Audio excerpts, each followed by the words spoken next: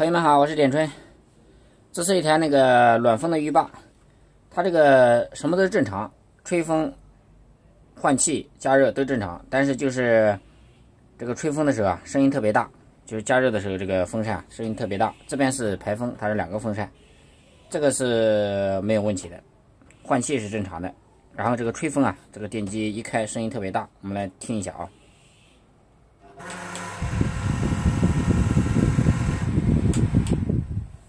就这种声音很大，然后开一会儿呢，它就好了。现在把这个拆开来看一下，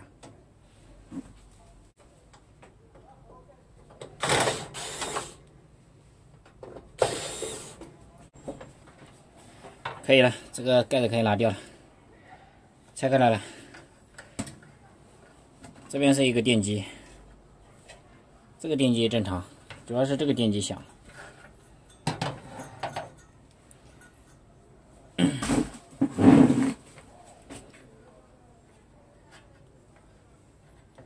这个电机要拆的话还有点麻烦了，需要把这个组件给它拆下来。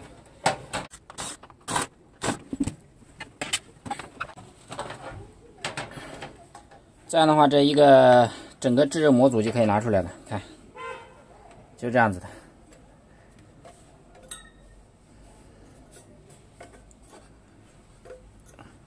像这种响的话，应该是缺油了啊，需要把这个电机给它拆了。拆了以后给它加油。这个东西就不全拆了，全拆的话有点费劲，然后拆不好啊，拆坏掉了，那问题就搞大了。这个铝叶子容易变形啊，直接在这个缝隙这边给它加油就行了。把前面那个竹套也给它加上油，把油加到这个缝隙里面去就行了，加到这个里面了。这里面它是有那个吸油的海绵，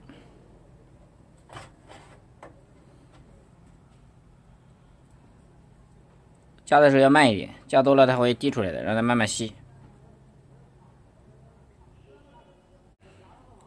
这个棉啊是吸油的，它是一种也不是海绵，它是一种像棉之类的东西。这个你把油滴进去啊，它会吸在里面，吸在里面它会保持一段时间的。